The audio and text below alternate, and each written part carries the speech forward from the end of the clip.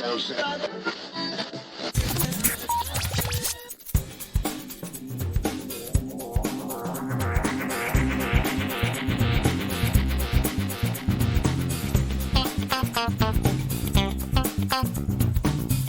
and welcome to episode 365 of Geektown Radio, and welcome to 2023 as well. This is our first show of the new year.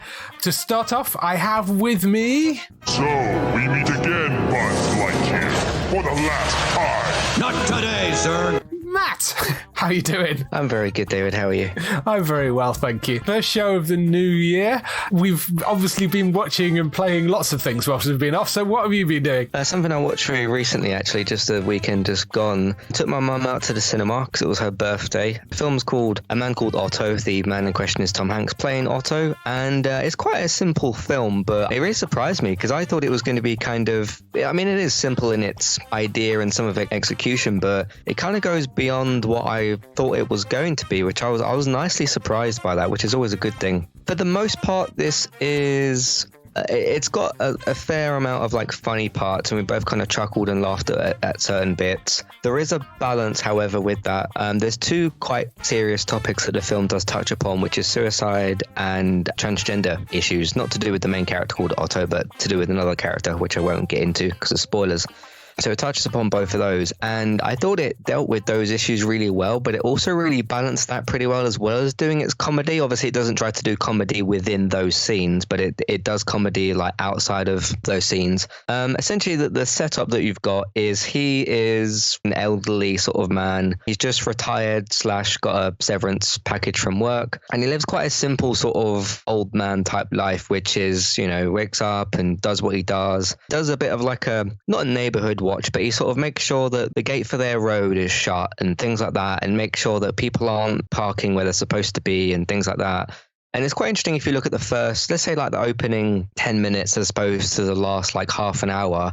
He does go on quite an interesting journey himself, because you'd watch the first 10, 20 minutes and you'd think, okay, this is a bitter old man who is just grumpy and all this other kind of stuff, which that's the way he comes across. But as they go through the film and explain like his backstory and what happened to his wife and his kids and all these other sorts of things, I felt like the writing really came through very well, and they eventually explain things with him and his backstory. But it's that curious part of like, how did he sort of get to this point in his life? And you do see that through flashbacks and other conversations that he has. And he also builds like nice relationships with some of his neighbors. He's dealing with like a new foreign family that's sort of moving in. He's a guy that likes sort of machinery and cars and things like that. So he likes to help people with those sorts of things. I had a really good time with it. I thought Tom Hanks, again, was amazing, because when is he not? Exactly. I thought there were some other standout performances as well. But no, it is simple in like some of his execution, but then it really did surprise me in other parts. So the only unfortunate thing for this film, because I was looking at some of the listings for it, and there aren't many people, at least in the listings that I saw, there isn't many people booked for it. Obviously, because everybody's watching Avatar 2 at the moment. The problem with that is, right, you look at November, December, January, February, right? You've got Black Panther, you've got Avatar 2, then Ant-Man's around the corner, and it's like, when is this film supposed to come out? Because this is like a kind of a smaller little film that does rely a bit on sort of, hey, we have Tom Hanks, come and watch our film, but everybody's watching Avatar. That's a bit of a shame, but hopefully a good amount of people will go to see it. Have you heard of this film at all? I have, because Tom was on the Graham Norton show before Christmas sometime, and they talked a little bit about it there. It's actually it's a remake of a Swedish movie called A Man Called Otto, and they were talking about sort of having seen it and being inspired to sort of like, we need to make an American version of this. It sounds really interesting, and yes, you're right. It is one of those films that's going to get buried underneath, you know, Avatar and superhero things and all that sort of stuff. But it's the thing that like this may find a bit more of a life on streaming as well, because it's not necessarily the sort of thing that you need to go and see at a big screen particularly. But Manuel Garcia Ruffalo is in there, who you may know from The Lincoln Lawyer, the Netflix series, plays the lead role in that. He's one of the characters in here. Truman Hanks, Tom's son, plays the young version of Otto as well in the film. That's actually his son. And ironically, it's the one that doesn't really act. They needed a young version that was around that sort of age, and, you know, Colin wasn't around and Truman was. So they got him to do it. Apparently did a pretty good job with it as well. So it's one that I may look up at some point. I like Tom Hanks a lot. I mean, I think who doesn't like Tom Hanks at this point? And it did sound like quite an interesting, fun little film. So yeah, it may be one that I go and check out at some point. Yeah, he's been entertaining me my entire life pretty much. Yes. So because I understand it can't always be Toy Story every single time, and I've seen him in other things as well. So it's good. A show that Mosquito Coast finished its second season, and as soon as the credits rolled for the season 2 finale, I immediately looked at Twitter because I didn't know if the show was renewed. Didn't really know what the consensus for the show was, because it was a bit of an odd season, and there seemed to be a general, some people were saying, hey, this is like completely unwatchable and all this kind of stuff. I wouldn't quite go that far. I don't think it's as good as the first season, although the first season had a bit of a clearer sort of path, a bit of a clearer idea. Right. Second season, because even though some of the episodes are shorter, I do think there was maybe one or two too many episodes. Without going into spoilers for the actual ending, they end it in a place where, okay, you could give this a third season. I mean, it's based off a book, and I have no idea where that book ends as opposed to where the show did or has at the moment. Or you could leave it. And if they left it, I'd be fine with that. It's one of them things where, like, okay, we're going to show you how things played out, but we're going to give you a couple of vague little sort of scenes left up to your own interpretation. And one of the like bigger, more interpretation scenes I was relatively fine with, and by the consensus of, you know, people online and stuff, seem to all be in agreement about it. Let's just say what happened in that scene, because like, okay, they want you to think that something happened, but maybe it's something else. But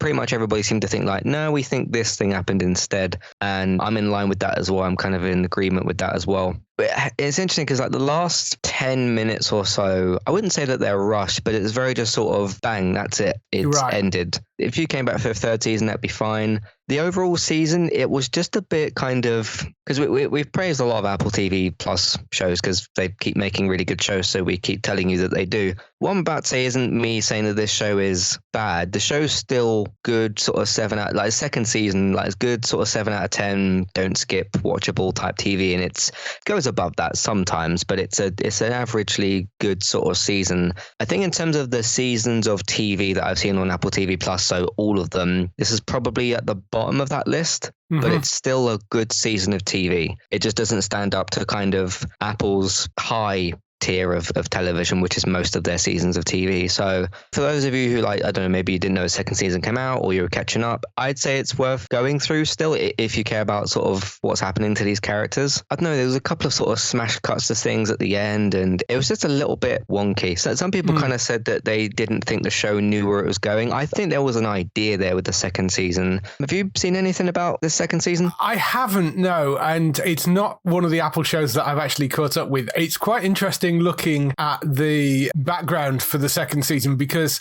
first season it was pretty much one director, one writer throughout all of it. Pretty much, or the episodes that were co-written with Neil Cross, who is the person that created the TV show based on the book. I do wonder whether they went past the end of the book and then struggled for the second season. Maybe that's what happened. But you actually get to episode 6 in season 2, and suddenly there's 3 writers. You get to episode 8, and suddenly there's 5 writers on 8, 9, and 10, which is too many. There's far too many cooks in that, I think. So I do wonder whether they were either pushed for time or this wasn't their main focus and they had to rope other people in, and it got a bit messy and the writing suffered because of that. Because, like I say, it's weird on a drama to have 5 writers credited.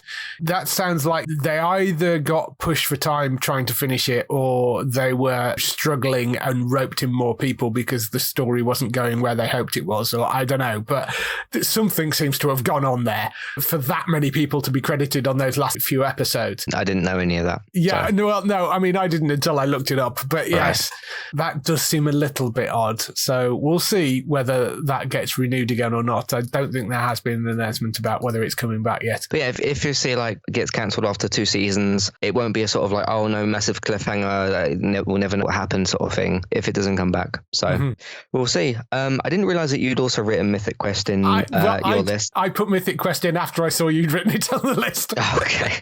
Because I was like, oh yeah, I've done that as well. Yeah, so that concluded its third season of TV, which I said this a few weeks ago. For seasons that are like currently ongoing running on TV. I think it was the best one running at the moment. I was very impressed with this third season. The one kind of task that they had through this season is like, okay, and I'm not going to get too much into spoilers with it or whatever, but the group's a bit more split up than what they used to be. Yeah. I thought they handled that really, really well, because you sort of got to the end of the second season and thought, oh, how would they do more seasons of this? But now we've seen how that's played out. So even if they do that in the fourth season, they've already proven that they can handle that quite well. So I thought that was good.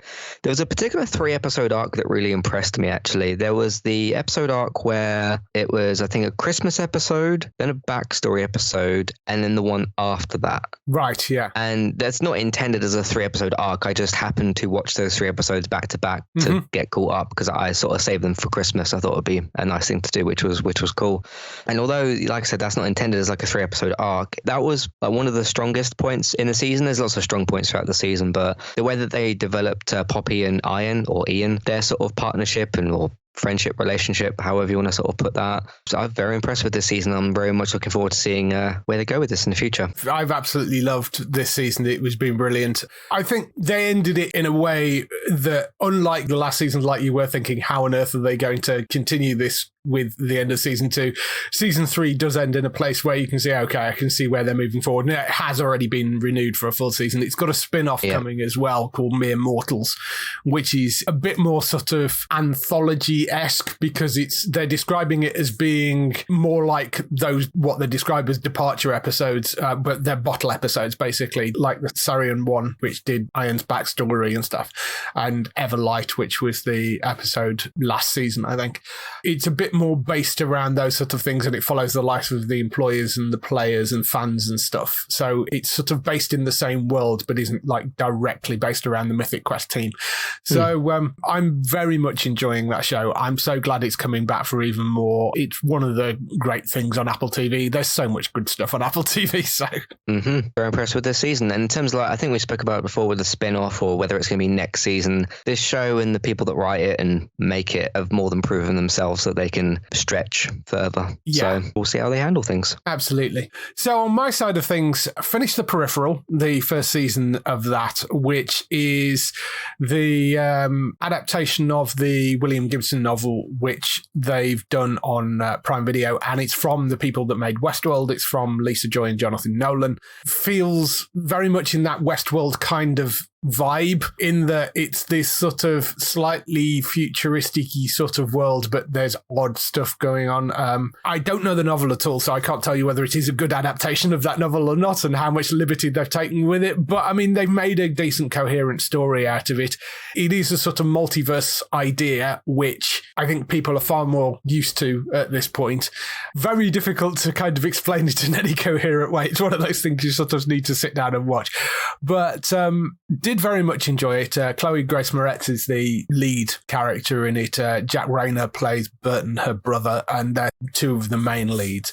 But really well cast. Apparently it's not been renewed for a second season yet, but they are making quite positive noises towards them doing a second season. So if you liked Westworld, I think it's one of those things that you would enjoy. It's on Prime Video. It's worth going to check out.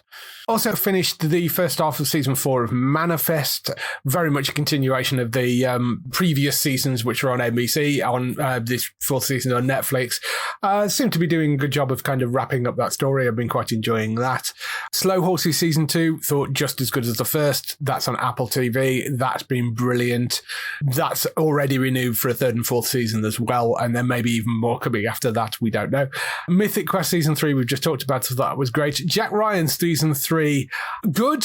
I didn't think quite as good as the previous seasons. I find myself staring at my phone a little bit in that, and just wasn't sort of quite as gripped as maybe I had been in first and second season.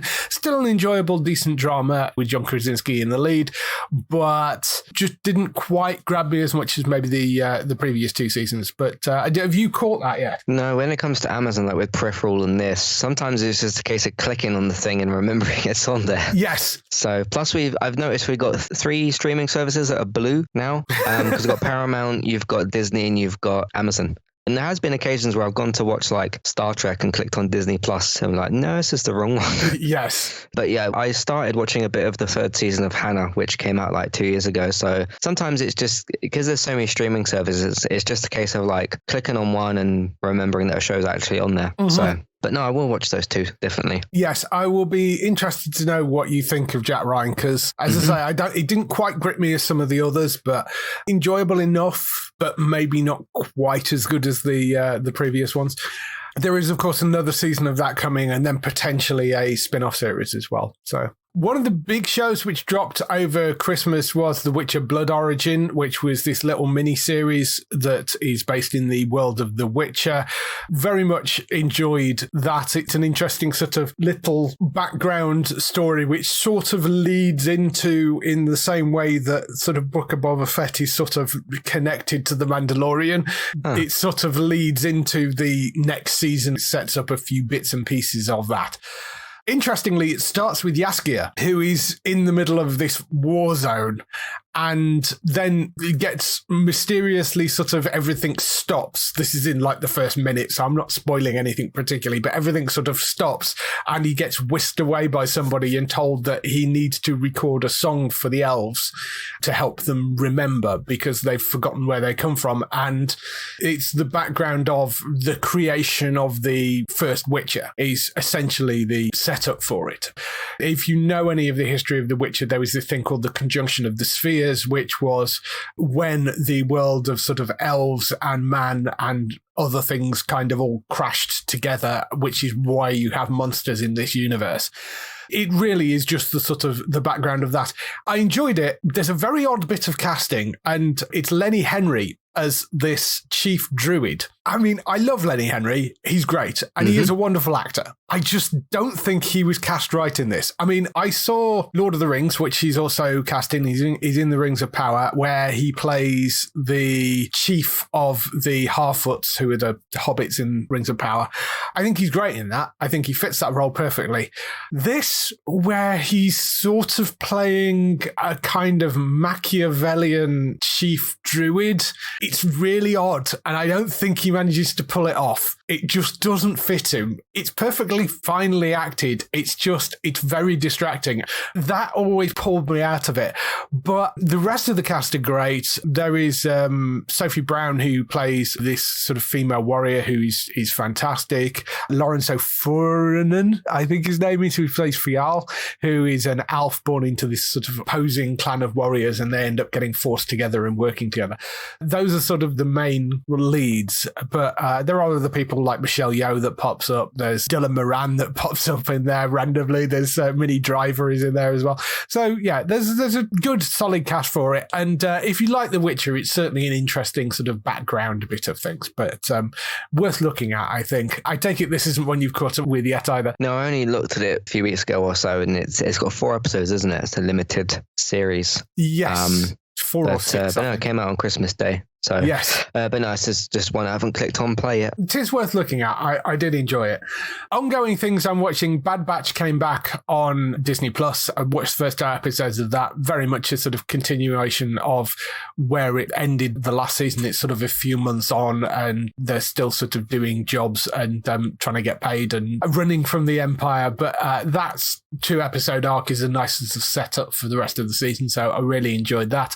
Our Flag Means Death has now dropped in the UK as well. I'd actually already seen the first episode of this because I caught it on a plane when I was coming back from America. They had it on the in-plane entertainment system. So I actually watched the first episode and thought it was brilliant. Very much enjoying that series. It's all up on iPlayer. This is the thing that's based around sort of, it's a comedy show that is based around pirates, particularly Stede Bonnet, who was known as the Gentleman Pirate, and Blackbeard, which is played by Taika Waititi. They're great in it. It's really fun, really funny, very much. I don't think it's Taika that's actually writing and directing the show, but it is very much that sort of humour. So if you like that sort of stuff, well worth going to watch. But that's all up on iPlayer, very much well worth worth watching. I'm also partway through a thing called The Rig, which is on Prime Video, which is a new, I think it's a limited series. I can't imagine. I mean, it may go on longer. I don't know, but it's certainly 6 episodes for the first season. Feels very much like the type of thing that you would find on a Sunday evening on BBC. You know, it's that sort of quality drama. It's got Martin Compston in it from Line of Duty, and it's also got Ian Glenn in there from Game of Thrones, and Mark Bonner is in there, and Mark Addy pops up. There's a bunch of really decent names in there. Set on a North Sea oil rig, and everybody's desperate to get back to the mainland. It's sort of the end of their rotation on this rig, and this fog rolls in from nowhere, and they're basically cut off and stranded there with no communication from the outside. And then some weird stuff starts to happen. That's the sort of setup for the entire thing. I would say if you wanted a show to sort of compare it to Fortitude, that Sky Atlantic series is something that I would, in that the weirdness has a sort of science basis for it, but it's still weirdness, you know, that kind of vibe to it where there is something strange going on and it's kind of weird and kind of creepy, but there is a sort of pseudoscience basis for what is actually happening. So I'm very much enjoying it. I'm about 3/4 of the way through that. So we'll see how it ends, but that's been really good. That's The Rig. That's on Prime Video. It's worth going to check out. As I say, it's only 6 episodes and they're only like an hour or so long, 50 minutes long.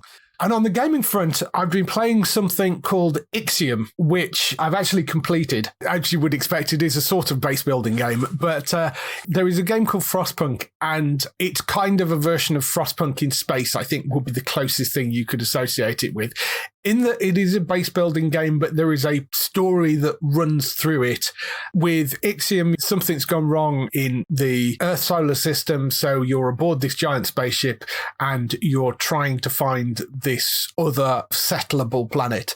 You're in this giant sort of space station, which you are slowly kind of opening the sectors of so you can grow, putting things down, and you know, you're trying to make sure that everybody survives, while also rescuing cryopods, which are sort of a way of building up your population within there. It is a base management game, but there is a sort of end point to it. It's not just sort of completely open-ended like some of them are, you know, like City Skylines or stuff like that. It's pretty solid story. I found it fairly enjoyable. There are those frantic moments like you get with Frostpunk, things being thrown at you and you're trying to balance making sure that everybody's got food whilst they're not being overworked and they're not going to sort of start rioting and all that sort of stuff. So there is sort of a bit of plate spinning in terms of making sure that all the sectors in this space station are kind of balanced. I would definitely say it is worth going to check out, particularly if you like those base building games and you like the sort of Frostpunk style base building game. It's called IXIOM. It's IXIOM is how you spell it. Definitely want to go and look at. I very much enjoyed playing through that. That's been pretty much most of my break over the Christmas period. So let's move on to some bits of TV and film news.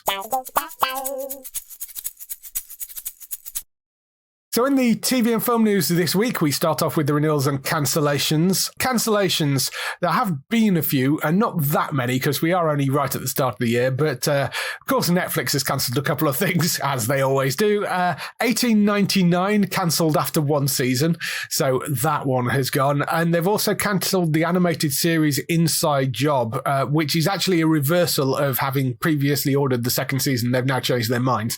That will no longer be coming. If you're thinking, didn't we see the 2nd season? No, you didn't. They actually split the 1st season into 2 parts. It's one of those things. So I think there were 20 episodes in the 1st season and it was split into 2 bits. But there was supposed to be a 2nd season coming and they've now decided that they're not doing that anymore.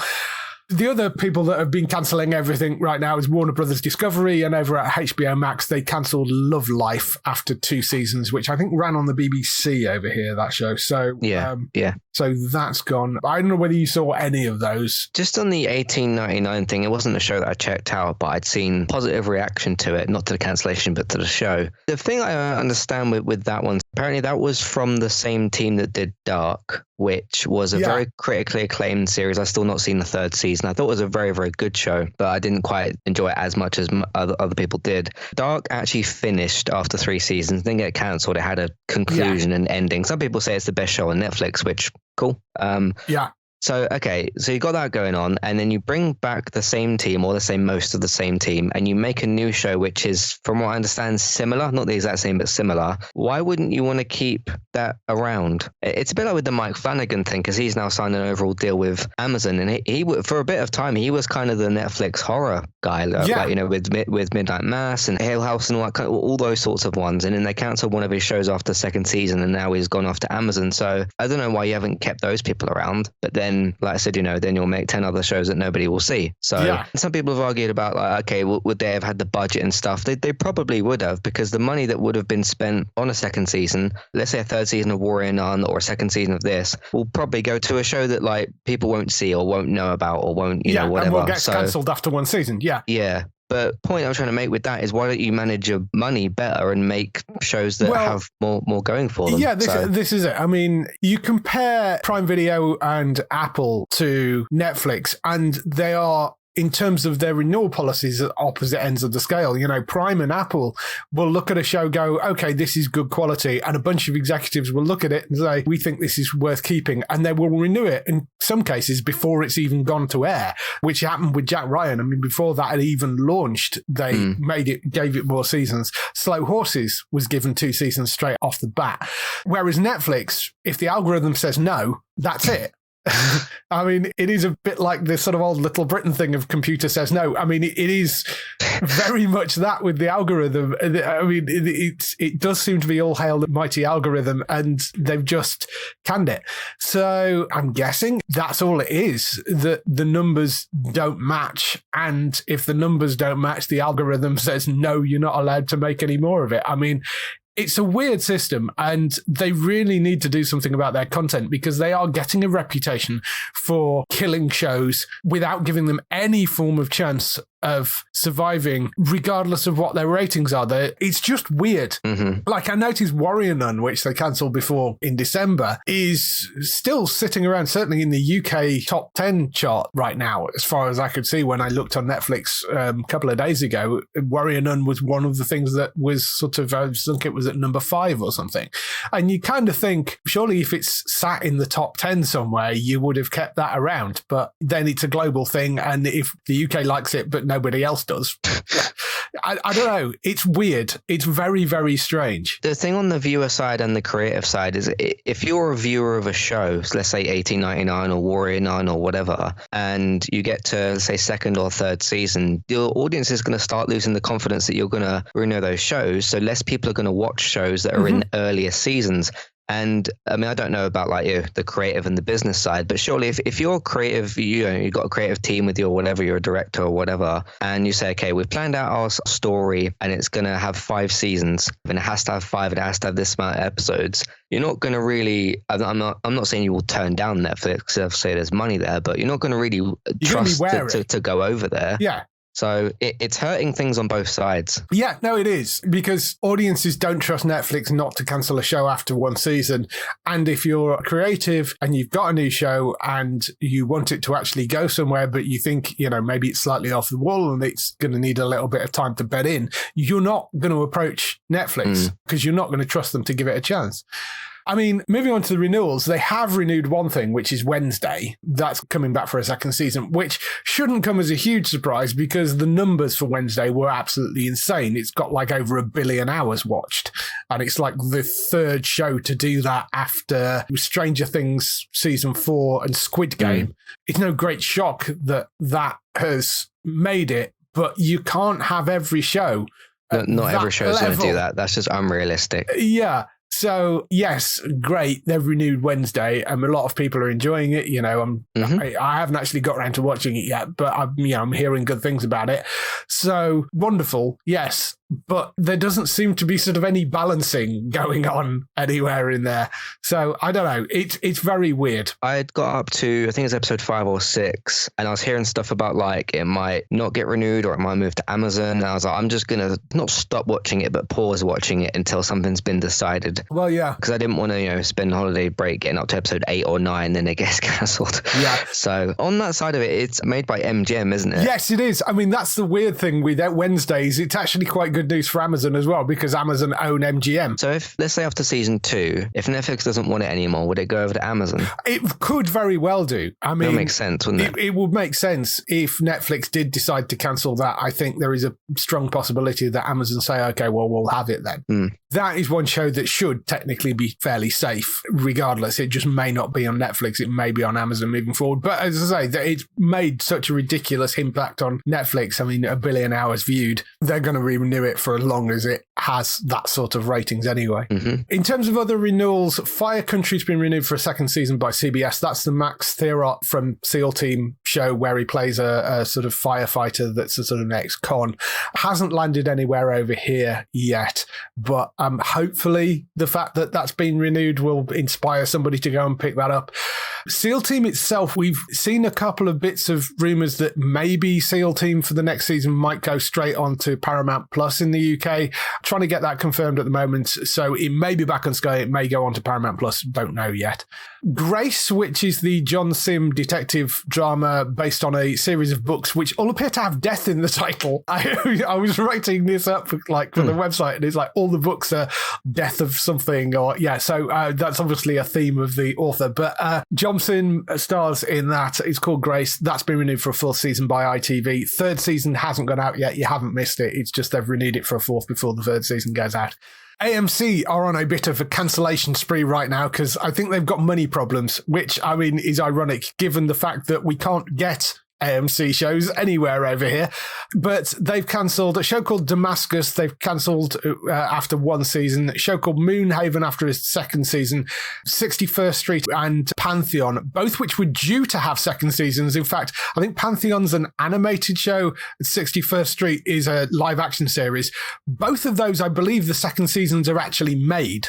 But much like the Batgirl movie, they've basically just written them off. I think there is talk of them trying to sell them on to somebody else possibly, but failing that, they will just use them as a tax write-off. So, I mean, I feel really sorry for the people that have, the creatives and the actors and everybody that's involved in those, because that sucks, because if they don't sell it to somebody else, it just gets buried in a ditch somewhere.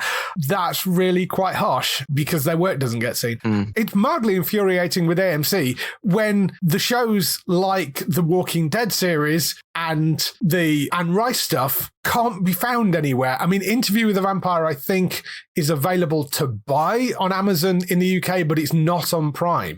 And I don't know whether it's they're trying to charge too much for things. I don't know whether they're just not selling anything. I don't know whether they're trying to hold on to things to launch AMC Plus, which is one possibility. To do that sooner rather than later. But yeah, they really need to get their act together on it, because if they're having money problems, that would possibly be one solution. Because at the moment, they've got a bunch of content that people want, but we can't legally get hold of it in the UK. Yeah, so I'd like to give you money for Kevin Kniff himself season 2, because I'm very much looking forward to it. Yes, yeah. Or for these new Walking Dead spin-offs or whatever else you've got. Yeah, the new Bob Odenkirk series, which is coming out.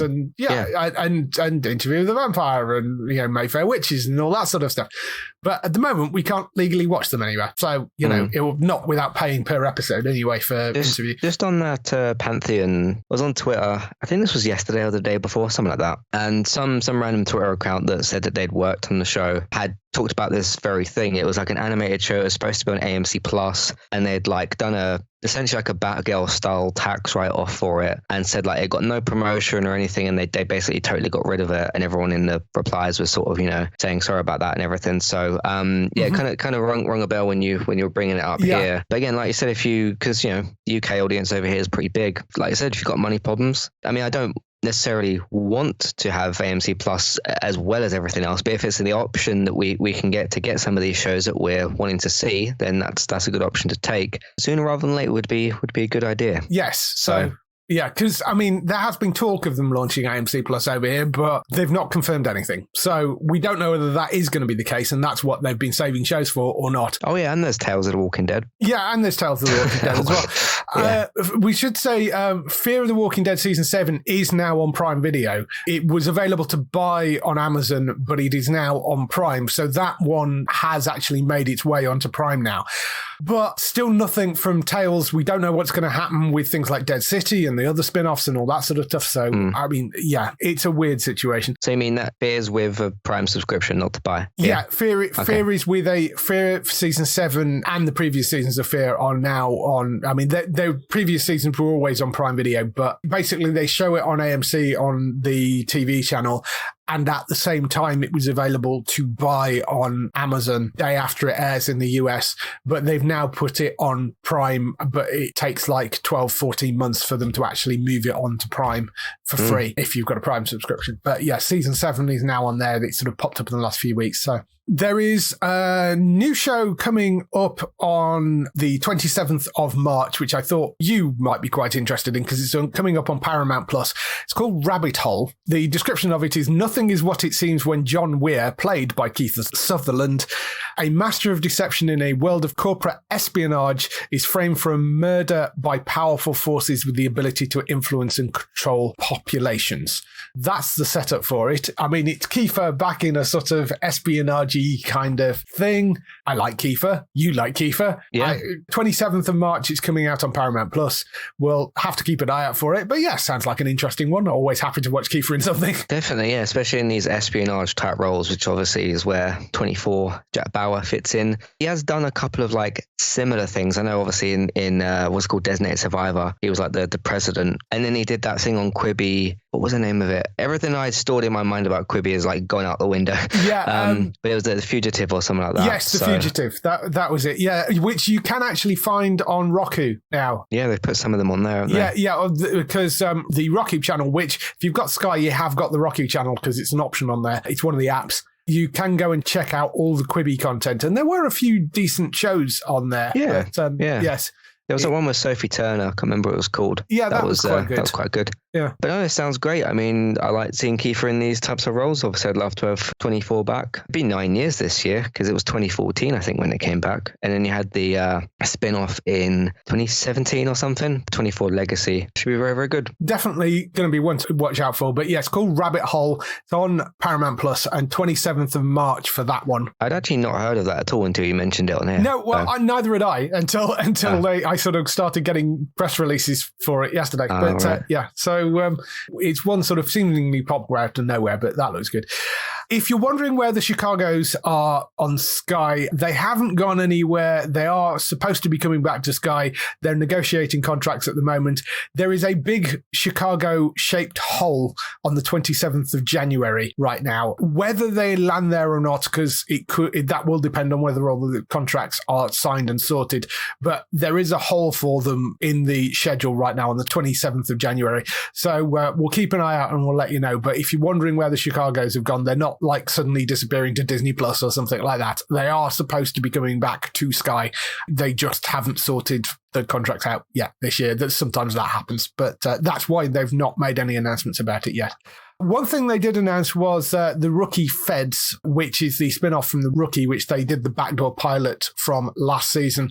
That is coming to Sky Witness in February alongside the main show, The Rookie. Both of those will be back, so they're coming in February. I'm looking forward to those. Foundation had a little new trailer for the second season. That's the Apple TV Plus show based on the Isaac Asimov novel. That's coming summer 2023, so not actually as long a wait as I thought it was, because I thought it was going to be autumn, but summer 2023, apparently, that is dropping. And Outer Banks Season 3, that now has a premiere date on Netflix. That's the 23rd of February. That is landing. That's a Thursday. That'll be on Netflix worldwide, which is a fun little series. So one to look out for on Netflix. One that actually made it past one season. 3 seasons is the test, isn't it? Yes. We'll see if it lands it gets any further than that. But yeah, Yes, we'll see. Moving on, one of the things I did want to go through, because we, of course, held the Geektown Awards over the end of last year, and we put them all up on the site at the start of the year. But a couple of people were saying, oh, can we get a bit more background and sort of, percentages and that sort of stuff about some of the categories?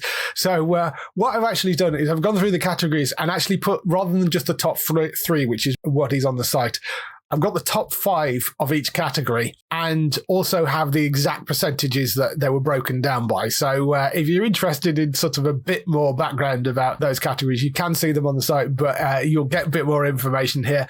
Best New Drama, in fact, Best New and Returning Drama, Stephen Knight had a really good category here because he won for Peaky Blinders in the Returning Drama and SAS Rogue Heroes in the Best New Drama. So I'm thinking of just renaming this the Stephen Knight category. But top 5 Best New Dramas was Tourist at number 5 with 11.7%, Reacher with 11.9% at number 4, Vikings Valhalla came in also with 11.9%. I actually looked at the exact numbers. There was one vote separating Reacher and Vikings Valhalla. That's how close they were. Around the World in 80 Days had 13.3%. That came in second. And then SAS Rogue Heroes had 15.7%. That was the winner in that category. Best Returning Drama, Gangs of London, that got 8%. Cobra Kai got 10.3%. Better Call Saul got 14.7%. Handmaid's Tale got 16.2%, and Peaky Blinders got 23.9%. So fairly convincing lead there for Peaky Blinders. It's kind of interesting with the top 3 in quite a lot of the categories. They are quite close between the top 2 and the top 3. I think there's a pretty decent selection there. And I mean, SAS Rogue Heroes I thought was great. I'm surprised Around the World in 80 Days did so well, given that was on in January last year and people still voted for it. So the recency stuff and all that. I'm glad Reacher was up there as well. Could have been third place. I mean, it was really a toss-up. I like Vikings Valhalla, but I thought that first season of Reacher was great. Tourist was early last year as well, and I mean, that got the 5th spot. Best Limited Series, 5th place went to Pam and Tommy, which had 8.5%. Ipcris Files, which was on ITV, that had 9.94%. Inside Man, which was on BBC, that 12.1%. The Thief, His Wife and Canoe, that got 17.1%, and Willow got 17.4%. So Willow actually hung on, pretty much took an early lead and managed to hold in there. But I think had this run for another week, The Thief, His Wife and Canoe may have actually overtaken it, because towards the end, that was really steaming past everything to get to the top, which I didn't actually see that. That was one that Gray put in the list. But nice to see that doing so well, because Eddie Marsden, who was the lead in that, was great. But yes, the love of sort of Willow and the nostalgia, I think, kept it in the top. Have you been watching? You've been watching it, haven't you? I haven't actually started it yet. No. Oh, okay. Must be somebody else I was thinking of. Yeah, no. I need to go and start that, but it's another one that I didn't quite get to over Christmas. I mean, there's so much stuff that I got behind on whilst I was away, and I need to just make sure I catch up again. I'm surprised We Own This City didn't do better. Yeah, We Own This City actually only got 2.4% of the vote. It was actually quite low down. I mean, there's Pam and Tommy, Anatomy of a Scandal, 1883, Undeclared War, Blackbird, Dropout. I mean, it was fairly well down. I don't know whether it was because it was on Sky Atlantic and maybe wasn't pushed all that hard, but that was a great series. I mean, really, really worth watching. Best New Comedy, we had the top 5 were Big Boys, which was on Channel 4. That was 6.8%. Bad Sisters on Apple TV. That was 9.7%. The top 3 were How I Met Your Father with 12.4%. Man vs. Bee with 18.4%. And Am I Being Unreasonable actually took the top spot with 20%. So, I mean, I put most of the comedies in here, but the ones that actually won were Man vs. Bee, which you put in, and Am I Being Unreasonable, which Gray put in. So, Yeah, I was glad to see it do so well in here. I was put it in there. Not a lot of people seem to have talked about it, but I watched it and really enjoyed it. But yeah, I guess people still really like Rowan Atkinson, which is good. So. Yes. Yeah, that's great. A little bit of a jump there from 12 to 18%. So that's kind of interesting. Was quite a leap between those two. Returning comedy, What We Do in the Shadows, that was at 6.2%. Brassic was at 7.1%. Then there is quite a leap up to Ghosts, which was at 14.8%. Derry Girls, which was at 19.3%. And Afterlife, which is at 22.6%. For the longest time, though, it took a while for Afterlife to actually creep up. It was only in the last couple of weeks that Afterlife actually took the top spot. For the longest time, it was a battle between Ghosts and Derry Girls. And then the last sort of week or so, Afterlife slowly kind of came and took over. I mean, all three of those shows are great. And I mean, What We Do in the Shadows and Brassic are brilliant as well. But those are the top five. I know you loved Afterlife as well. So yeah, I'm not surprised to see this win. I know that Afterlife, a lot of people really enjoyed that. So it's good to see that in there. Plus, that's the last season. So that's good as well. And I've not seen Ghosts or Derry Girls, but I hear endlessly good things about both of them because I think Gray watches both of those. Yeah, I've not watched Derry Girls, but Ghosts is phenomenal. I mean, it's really funny and it's just a wonderful, very British. I mean, although they have made a US version, but it's just a wonderful, very British kind of feeling TV show. Best new sci-fi series. Disappointed, I'm sure to know, Matt, that Halo came in fifth place. That's 11.1%. Lazarus Project at 12.5%, which I'm very happy to see that in there because I think that's great. Third place went to Strange New Worlds. That's at 12.7%. Star Wars Andor, 18.3%, and Obi-Wan Kenobi landed at 18.9%. So there was a bit of a battle between the two Star Wars shows. I think Andor is technically the better show, but Obi-Wan has a lot of nostalgic value to it, and I think that probably pushed it over the edge. But I would still say Andor's probably the better show. But anyway, yeah, I thought it was going to be between those two shows. Yeah. Because people seem to enjoy those. They both go for like different kinds of things, don't they? Andor's one that I maybe just need to restart or something like that. But again, that would be like another 12 episodes of TV for me to watch. Yes. So with Halo, maybe it was just a case that people, because the best thing, one of the only good things about the show, but the best thing about the show is the action. Like when the action was actually happening, and as somebody who's played the games, that's how it should have been. It's just the character development and other things I don't think they got right. So. Yeah, but I came at it from the point of view of like, I really enjoyed the show, but I'm not hugely into the games. So, I mean, I've played them and I'm sort of aware of them, but I haven't followed them for ages and haven't really played any of the later stuff. And I think coming at it from that point of view, I think as a TV show, it made a perfectly fun, decent TV series. Whether it's Halo or not is very debatable in terms of how close it is to the games and that sort of stuff. But as a TV show itself, I found it a very enjoyable sci-fi, but I can understand if you're a fan of the games, why you might be upset with it. So, yeah. Returning sci-fi series, The Orville came in at fifth place with 12.3%. War of the Worlds had 13.9%. Westworld, 18.8%. Snowpiercer, 19.1%. And Star Trek Picard with 22.7%, which is sort of interesting. I mean, I think that was the only Star Trek in this list in terms of the returning shows because Discovery didn't qualify because it was too early. So I thought it did qualify, but I didn't put it in because I didn't enjoy the season. No, so. I think Discovery actually didn't qualify because it started in November the previous year, anyway, I think that's why because otherwise I probably would have put it in here. So Picard was the only sort of Star Trek that really qualified out of the Star Treks for returning sci-fi, and I mean I enjoyed it. I think the second series was immeasurably better than the first. I guess I shouldn't be surprised that it got the top spot. And I'm glad to see Westworld's in at third, but I guess the audience has dropped off a bit for that as well, because there was a point where that would have definitely won this category. But, I'm not particularly disappointed. I think Snowpiercer is a great show as well. That took a bit of a late sort of surge as well. That's pretty close with Westworld, just looking at those numbers, yeah. Yeah, I mean, those top three were very, very close, actually. Best New Fantasy Series, we had fifth place, Bastard Son and the Devil himself with 5.8%, which unfortunately is a Netflix cancelled show now. All of Us Are Dead, another Netflix show, 9%.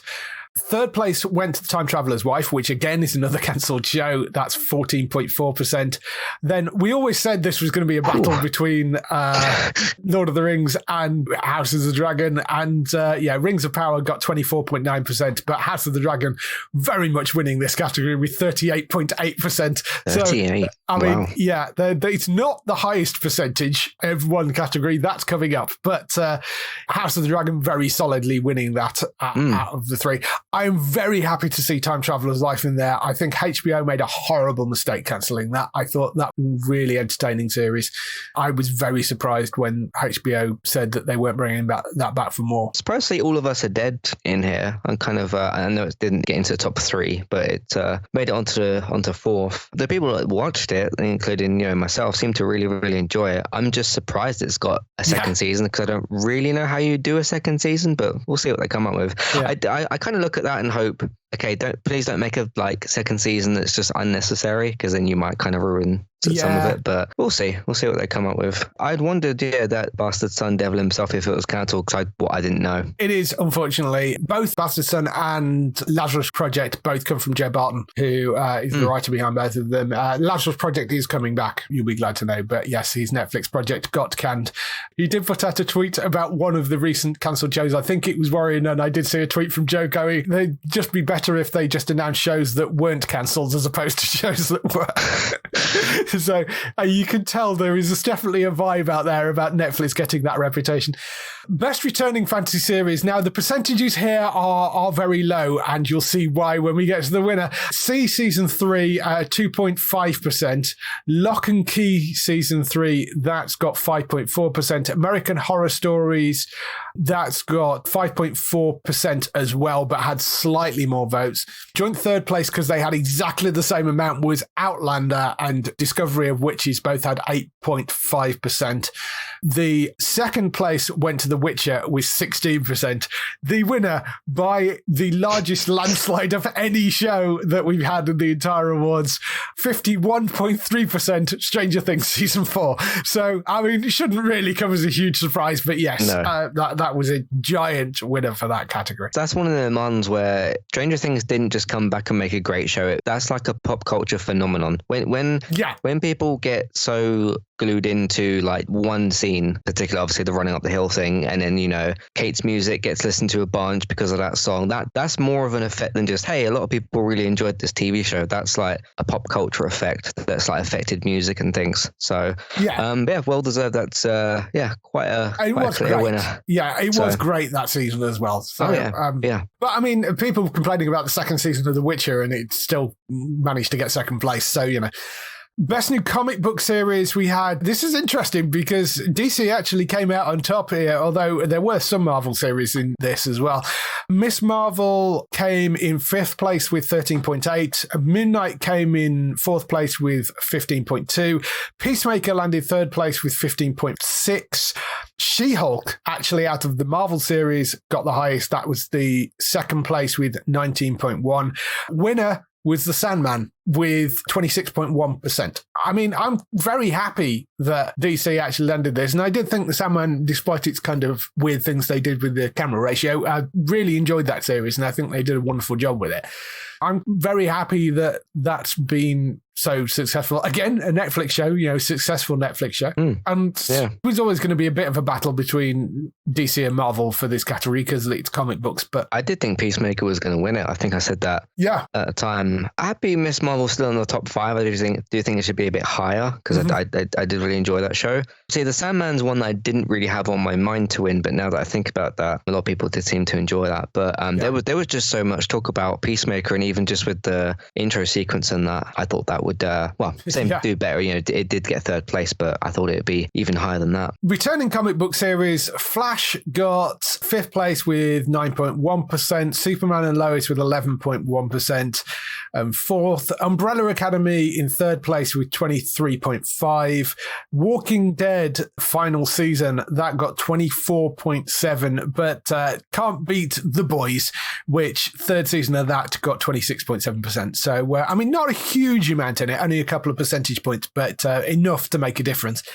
I love those top 3 shows anyway. I mean, Umbrella Academy's been great. Walking Dead, you know how much love we have for that show. And but The Boys has been superb. I think definitely a top 3 I would agree with. Mm-hmm. Yeah. British TV show of the year. And this is sort of a remix of some of the other categories in some respects. But Around the World in 80 Days, that got 5th place. That was 11.7%. This Is Gonna Hurt got 13.9%.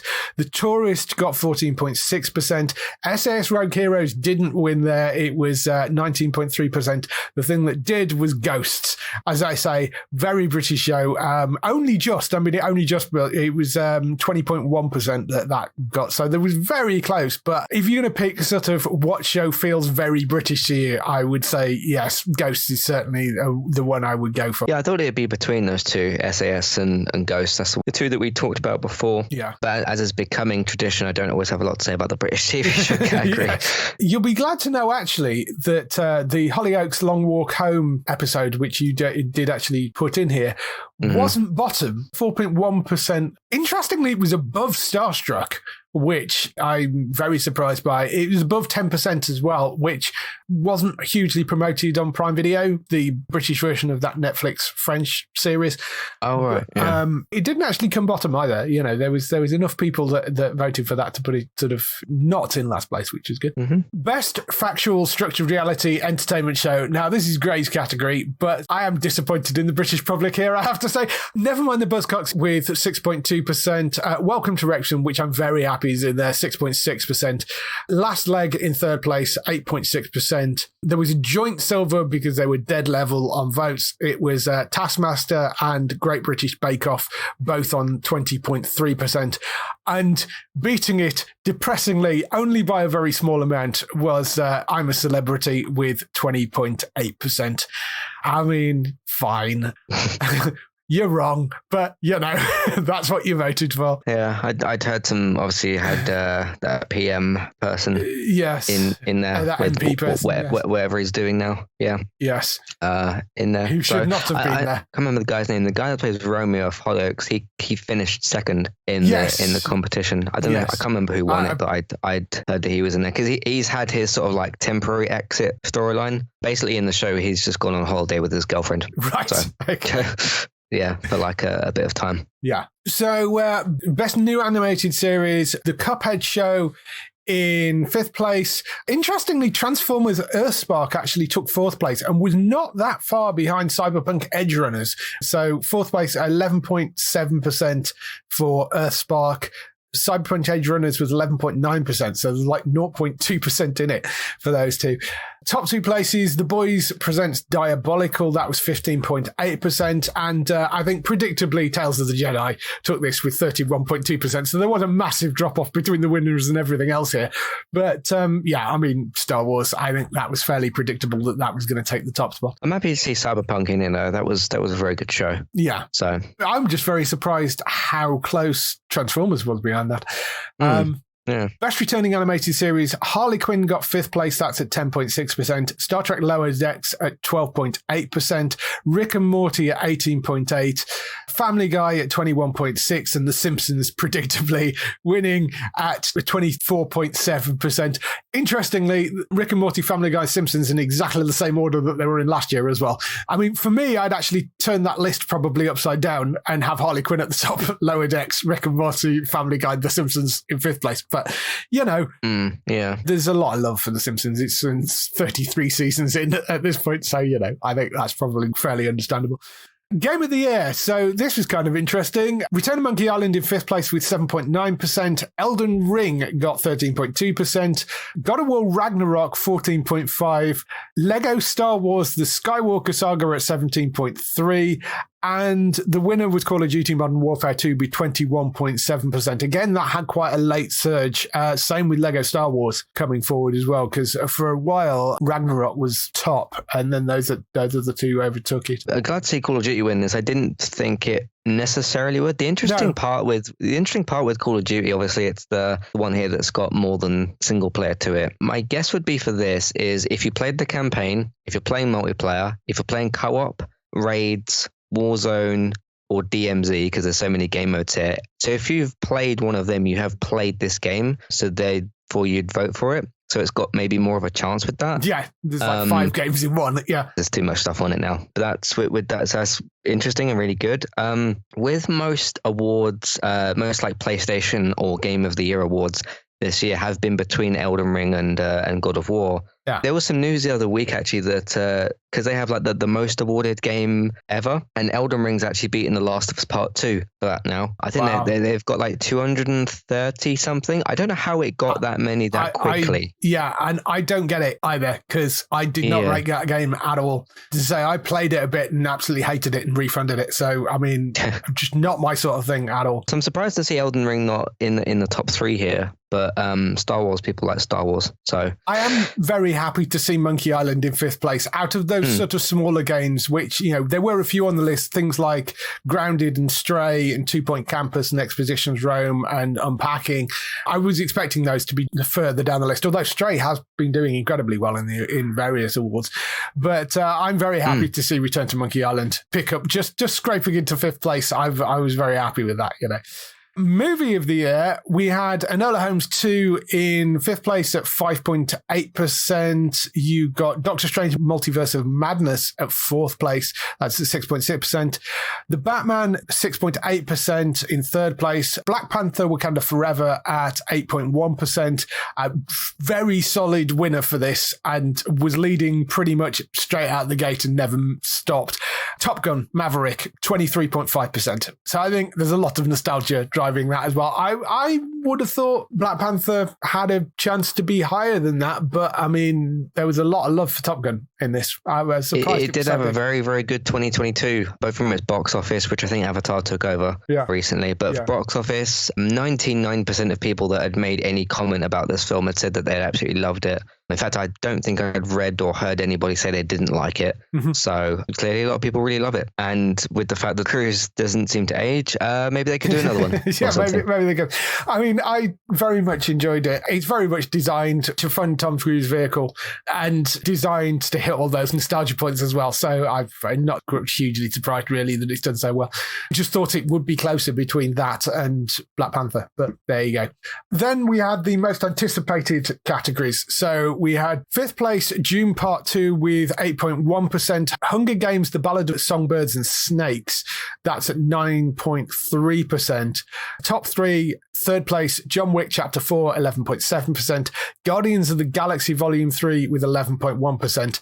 Winner, Indiana Jones and the Dial of Destiny at 13.6%. Those top 2 particularly flipped backwards and forwards a lot. Eventually Indy got it, but, and that's understandable. Again, more nostalgia. Yeah, people seem to be excited for that film, which is good. A lot of people looking forward to Guardians, which is understandable. I've still not seen the first Dune film. No, but a lot of people seem to be looking forward to the next one for that. So interesting with the Hunger Games being in there, because when the Hunger Games was like active, let's say, and you had a film every 2 to 3 years, whatever it was incredibly popular. Obviously, you got Jennifer Lawrence and everything, but this the prequel, isn't it? So maybe with it going back into people's minds and whatever. Yeah, maybe. People are looking forward to it again. So, most anticipated game, we've got in 5th place, Marvel's Spider-Man 2, which had 9%. Then Final Fantasy 16 with 9.9%. 3rd place went to Legends of Zelda Tears of the Kingdom with 10.5%. Star Wars Jedi Survivor with 10.8%, and the winner by a fairly sizable margin with 20.2% is Hogwarts Legacy, which I messaged you after the awards started going, neither of us, when we did the launch podcast, neither of us actually said Hogwarts Legacy. I really, really should have done. Maybe it's the difference with because I think I said Spider-Man 2 because there's a lot of anticipation behind that. Maybe it's because Hogwarts Legacy is out in about a month or so, and Spider-Man's just got like a full 2023 or autumn 2023.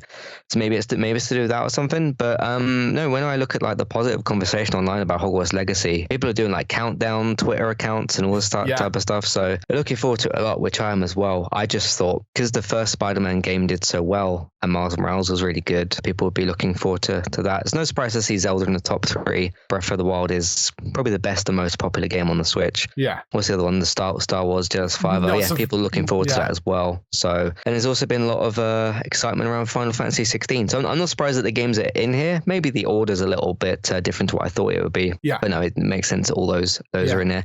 Interesting that because Starfield's one that people are looking forward to. There's not been a lot about it recently, like trailers or I think anything that's recently. it as well. I think the other thing that pushed it up was like with Jedi Survivor, there was a trailer that came out for that recently. Yeah, there's the more Game and more Awards. footage coming out for Hogwarts as well. So yeah, I mean, I think that has sort of been driving it as well. Most anticipated TV show. This was an interesting one. Agatha Coven of Chaos, that had 6.8%. Fallout, which has 6.9%. Then the bronze place, Fallout was actually in third place for the longest time. And in the last sort of week or so, Queen Charlotte, A Bridgerton Story, took the third place, which was 7.1%. Walking Dead, Dead City, that's got 10.8%. That was in second place. And of course, The Last of Us, that has got the top spot. That's with 14.7%, which is coming very, very soon anyway. Interesting to see the two zombie shows right at the very top, particularly as we've not really seen much more about Dead City other than like a few shots, and that's about it. And we don't know where. Yeah, we don't have a trailer or anything. Yeah, or an air date. So. Yeah. Don't have an air date or where it's going to be airing, even over here, as we were saying earlier. So it probably is the first of those three, because Rick and Michonne's just started filming. Daryl will probably be the second one. Yeah, makes sense with this list. Is that the third season of Bridgerton or the second season or whatever it is? It's a spin-off. Oh, is it a spin-off? Okay. Yeah. That's one that Netflix do actually renew, but then that's a wildly popular show as well. Yes. So what season is that? Is that second or third season? I think it's in the second season. I think there's a third one upcoming, but yeah, yes. I remember they had to write out the guy that a lot of people liked because he didn't have a lot of story or something. Well, Something yeah, like that. partly that, and partly if it follows the books doesn't have him in, so they would have had to sort of crowbar him into a story where he wasn't supposed to be and that sort of thing. So yeah. But no, there's a lot of excitement about Last of Us, and it's coming very, very soon. So very happy to see that on the top. Yeah, totally. And we will be doing more Last of Us stuff fairly soon. Certainly over on Entertainment Talk, we're doing shows over there with it as well. Also on the website, there is a list of the top 20 favourite TV shows of all time, which is a question that I ask at the end of it, which is sort of, you can basically put in anything. It's a free open field. I'm not going to go through all the top 20. You can go and find that on the website. But interestingly, the top 5, I thought Doctor Who at number 5, Walking Dead at number 4, Breaking Bad at number 3, Game of Thrones at number 2, all fairly predictable. If you ever wanted to know whether this was a list voted for by the British public, Only Fools and Horses landed at number 1. I was actually ahead. I haven't got percentages on this because it's difficult to do with an open list like this, but Only Fools and Horses was ahead by a reasonable number of votes. So there's still a lot of love for that show. It's been like, 15 years or something since the last episode went out on TV. Yeah, it's a classic, isn't it? But it is a classic. Absolutely, it is a classic. But there's a lot of stuff in that list. Like, I mean, Peaky Blinders in there, The Sopranos, Buffy, Red Dwarf, Star Trek, X-Files. There's a whole bunch of things in there. So you can go and find that list up on the website. But I mean, I'm very happy with that as a top 5. There was some very decent drama and stuff in there. Nice. That's all the award stuff for this year. We will, of course, be back next December with another set of awards where you can be able to go in and vote as well. Thank you to everybody that voted this year, because we had the most entries we've ever had this year, which was great. There was thousands and thousands of entries, which is wonderful. Really, really appreciate people taking the time and going to vote. And, the prizes are going out to the winners fairly soon. So, there were 2 people that were drawn for the winners for that who got this box of geeky goodies coming their way. Thank you for everything. We'll be back with that next year as well. So that's all the news and stuff for this week. We're going to move on to some highlights from next week on TV. So, highlights for next week on TV. We kick off on the 10th of January on Sky Sci-Fi with Reginald the Vampire, which is an adaptation of the Fat Vampire novels. It stars Jacob Batalon, who you will know as the sort of sidekick best friend from the Spider-Man movies. That looks like it could be quite good fun, but that's starting on the 10th of January at 9 p.m. Welcome to Chippendales. That is the Kamal Nanjiani series, which is the sort of rise and fall of the creator of the Chippendales. That's coming to Disney Plus on the 11th of January. Vikings Valhalla, that returns for a second season. That's on the 12th of January on Netflix. Hunters is back for a second and final season. That is coming to Prime Video on the 13th of January. Servant is back for its 4th and final season. That's on the 13th of January as well. Simpsons returns for its 34th season. That's on Sky Showcase. That will be on the 15th of January at 6 p.m. Vera returns for, I think it's season 11C. They split it up weirdly, that show, but that is back for more new episodes anyway, but that's on ITV. That's on the 15th of January at 8 p.m. The Last of Us, as we mentioned earlier, that will be coming to Sky Atlantic. That is on the 16th of January at 2 a.m. it drops, but there will be a repeat airing later on, but you can, of course, set it to record its simulcasting with the US. And Mayor of Kingstown, Season 2, that lands on Paramount Plus on the 16th of January. That, of course, stars Jeremy Renner, who had a horrible accident over the last week or so. Got run over by his own snow plow, basically. He's lucky to be alive, but he seems to be doing okay. And, he's still in intensive care, but he is awake and talking, and, he's been posting videos and things. So he does seem to be through the worst of it. Seems to be doing okay. I just wanted to wish him the best of recoveries because, absolutely, just really awful thing that happened, particularly as he was going out to help somebody to get their car out of the snowdrift, I think, and just awful. But best of luck and a speedy recovery. I hope that all goes okay. But second season of that Mayor of Kingstown, that's coming on the 16th of January to Paramount Plus. And that is everything we have for this week. So, Matt, what's going on over at Entertainment Talk? Quite a lot of stuff is about to happen, actually. I'm currently editing a new intro for the Last of Us podcast. I've got some ideas for it. I just need to put some final touches on that. So in terms of the Last of Us stuff, what we're planning to do is in a couple of days' time, or tomorrow for those listening, I'm going to do a preview podcast for that. Just got to put some notes together. Then I'm going to do like a probably over-the-top excited review of the first episode immediately after I watch it on the Monday. And on the Wednesday, I'm going to have David join me to do an actual breakdown recap sort of thing like we usually do. So that's the plans for all that. So look out for that on the World of The Last of Us podcast. I'm going to bring the United cast back on Saturday because we got the Manchester Derby. So looking forward to that. So that's going to be a big game.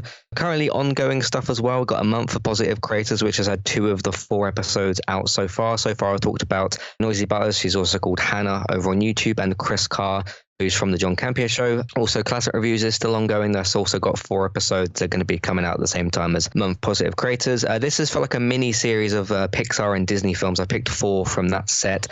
So far, I've released the Dinosaur Disney film review, and then one for The Incredibles as well. And there are going to be 2 more of those coming out and the following Wednesdays. And then Gaming Talk's going to be back on roughly the 22nd, and we have some things to talk about over there. Entertainmenttalk.org, podcast platforms, Entertainment Talk for TV, games, films, May Night Podcasts.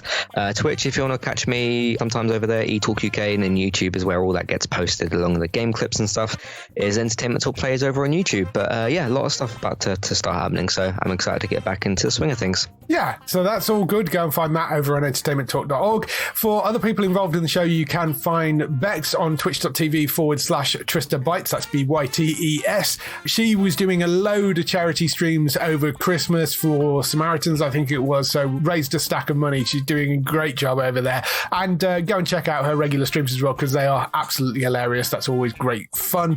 Daryl, you can go and find at HollywoodNorthNews.net for all those series that you love, which are shot in Canada. For us, you can go to the website at geektown.co.uk. Throughout the week, you can see all the latest air date information. If you want to get in touch with your questions or comments, email us on podcast@geektown.co.uk. Leave a message on the website post. Find us at Geektown on Twitter, at Facebook at facebook.com/Geektown, on YouTube at youtube.com/Geektown, and on Instagram at Geektown UK. That is everything. We shall see you next week. Bye-bye. Goodbye.